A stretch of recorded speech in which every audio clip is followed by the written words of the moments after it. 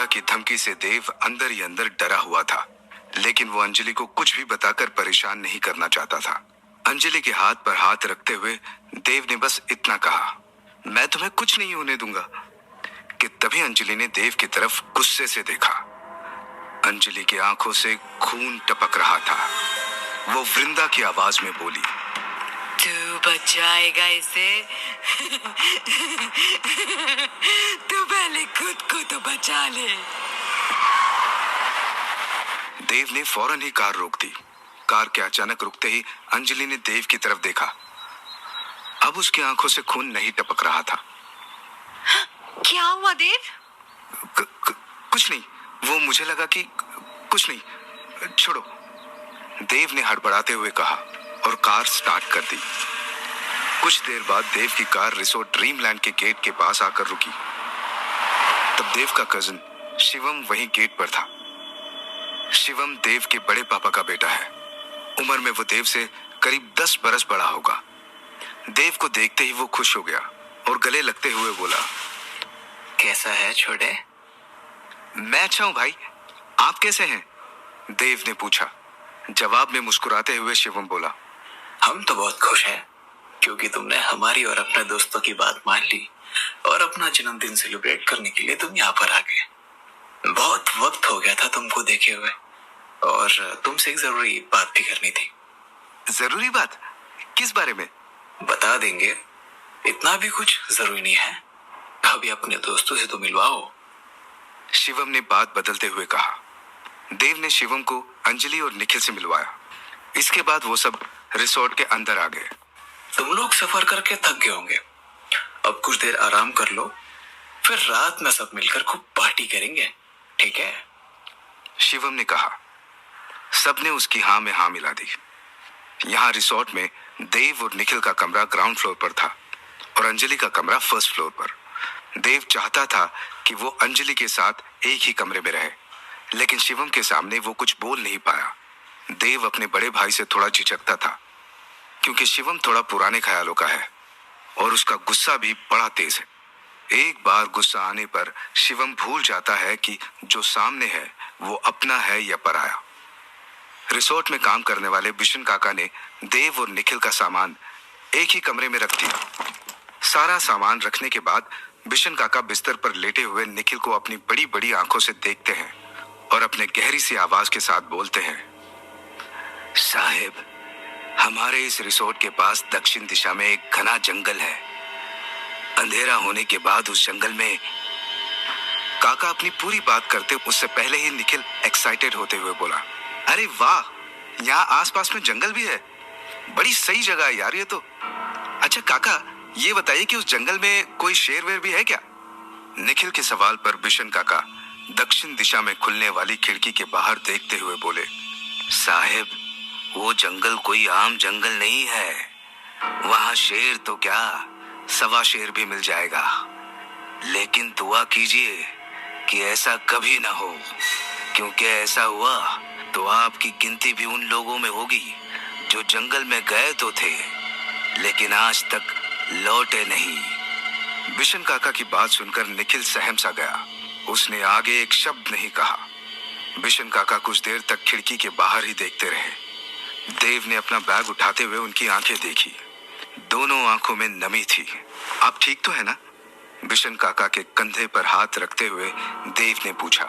बिशन काका बिना कुछ कहे तेज कदमों के साथ कमरे से बाहर निकल गए। उनके जाते ही निखिल धीरे से बोला, यार ये काका थोड़ा अजीब नहीं है? ये जंगल के बारे में बता रहे थे या हमको डरा रहे थे? देव कुछ कहता इससे पहले ही बिशन काका की आवाज निखिल के कानों में पड़ी। डरा नहीं रहा, समझा रहा हूँ। अंधेरा होने के बाद भूल कर भी उस जंगल में मत जाना। इतना कहकर बिशन काका जाने लगे। तभी देव के एक सवाल ने उन्हें रोक दिया। ऐसा क्या है उस जंगल में जो आप हमें पहले से ही आगाह कर रहे हैं? दरवाजे पर खड़े हुए काका ने पहले तो यहाँ वहां देखा, फिर वो देव की तरफ देखते हुए गंभीर लहजे में बोले, उस जंगल में सिर्फ जंगली जानवर नहीं रहते, वहां रहती है इंसानों के खून की प्यासी जंगली आत्माएं। सूरज डूबने के बाद वो रूहें शिकार करती हैं। कोई नहीं लौटा साहिब, कोई नहीं। सूरज ढलने पर जो भी जंगल में गया वो आज तक नहीं लौटा। मेरा मेरा अपना बेटा भी। अपने बेटे का जिक्र करते ही बिशन काका का गला भर आया। आगे उनसे एक शब्द नहीं बोला गया। वो फौरन ही वहां से चले गए। देव हैरानी से उन्हें जाते हुए देख रहा था कि अचानक एक अनजाने डर ने देव के दिल में फिर से अपनी जगह बना ली। निखिल की तरफ देखते हुए उसने कहा, चाहे कुछ भी हो जाए निखिल, हम में से कोई भी उस जंगल में नहीं जाएगा, ना रात में और ना ही दिन में। हाँ हाँ, बिल्कुल नहीं जाएंगे। क्यों ही जाना है जंगल में? ये जंगल के एडवेंचर्स ना बस फिल्मों में ही अच्छे लगते हैं यार। रियल लाइफ में ऐसे एडवेंचर से दूर रहने में ही भलाई है। निखिल ने हड़बड़ाते हुए कहा और बेड से उतरकर फौरन उस खिड़की को बंद कर दिया जो दक्षिण दिशा की तरफ खुली हुई थी। इधर फर्स्ट फ्लोर पर मिले हुए अपने कमरे में अंजलि ने अपना सारा सामान बैग से निकालकर एक अलमारी में सेट कर लिया था। सामान सेट होने के बाद अंजलि बेड पर लेट गई। उसे बहुत जोर की नींद आ रही थी, लेकिन जैसे ही अंजलि ने आंखें बंद की उसे फिर से वही निशान दिखा। काले कपड़े पर सफेद रंग से बनी एक खोपड़ी का निशान। अंजलि फौरन ही उठकर बैठ गई। उस निशान को फिर से देखकर अंजलि की सांसें तेज हो गई। उसने टेबल से पानी की बोतल उठाई, थोड़ा सा पानी पिया और कुछ देर बाद वापस से लेट गई। हिम्मत करके अंजलि ने फिर से आंखें बंद की और इस बार उसे वो निशान नहीं दिखा। ओह, थैंक गॉड। अंजलि ने धीरे से कहा और राहत की सांस ली। लेकिन अगले ही पल कुछ ऐसा हुआ कि अंजलि के होश उड़ गए। अंजलि को अचानक से लगा कि अभी कोई आकर उसके बेड पर बैठा है, लेकिन कमरे का दरवाजा तो अंदर से बंद था। फिर कोई अंदर कैसे आ सकता है? अंजलि आंखें खोलने ही वाली थी कि तभी एक जानी पहचानी आवाज उसके कानों में पड़ी। शाम हो गई है बच्चे, इस वक्त नहीं सोते, नहीं तो किस्मत रूठ जाती है। ये अंजलि की माँ की आवाज थी। माँ की आवाज सुनते ही अंजलि ने आंखें खोली, लेकिन कमरे में माँ कहीं नहीं थी। ये तो माँ की आवाज थी, लेकिन कैसे? माँ तो अब... अंजलि ने खुद से कहा और बेड से उतरकर खिड़की के पास आ गई। अपने कमरे में देव भी खिड़की के पास ही खड़ा था। ये बिशन काका ने जंगल के बारे में जो कहा वो मुझे अंजलि को भी बता देना चाहिए, देव ने मन ही मन खुद से कहा। उधर अंजलि ने अपने कमरे की खिड़की खोल दी। जैसे ही खिड़की खुली, हवा का एक हल्का सा झोंका उसे छूकर गुजरा। अंजलि को फिर लगा कि कोई ठीक उसके पीछे खड़ा है। उसने फौरन ही खिड़की बंद कर दी और खिड़की के शीशे में देखा। अंजलि के ठीक पीछे उसकी माँ खड़ी थी। माँ!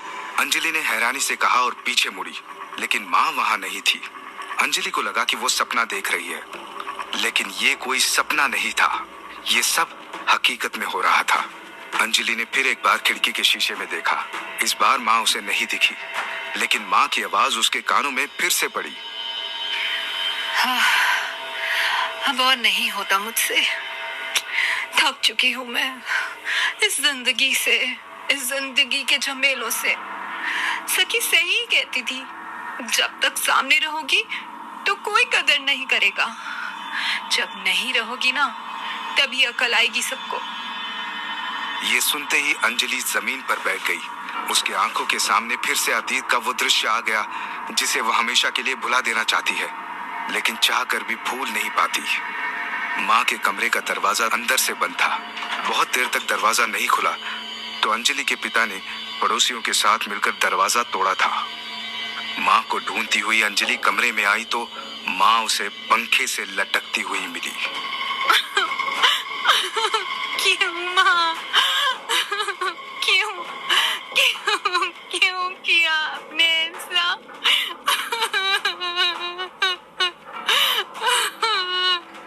जमीन पर बैठी हुई अंजलि ने रोते हुए कहा, 6 बरस पहले अंजलि की माँ ने खुदकुशी कर ली थी, जिसके बाद पुलिस इन्वेस्टिगेशन भी हुई, लेकिन पुलिस ये पता नहीं लगा पाई कि आखिर उन्होंने ऐसा क्यों किया था। अंजलि ने पुलिस को बताया था कि माँ अक्सर किसी से बात किया करती थी, लेकिन किससे ये कोई नहीं जान पाया। अंजलि को बस इतना याद है कि माँ जिससे बात किया करती थी उसे सखी कहकर पुकारती थी। कुछ देर बाद कमरे के दरवाजे पर दस्तक हुई। अंजलि ने खुद को संभाला और उठकर दरवाजे के पास आ गई। कौन है? अंजलि ने बुझी सी आवाज में पूछा। दरवाजे की दूसरी तरफ से कोई जवाब नहीं आया। अंजलि को लगा कि निखिल या देव में से ही कोई होगा, लेकिन दरवाजा खोलने की जगह उसने फिर से सवाल किया, देव, देव, तुम हो क्या? इस बार दरवाजे के दूसरी तरफ से जवाब आया, लेकिन ये आवाज देव की नहीं थी। उस अनजानी आवाज ने धीरे से कहा,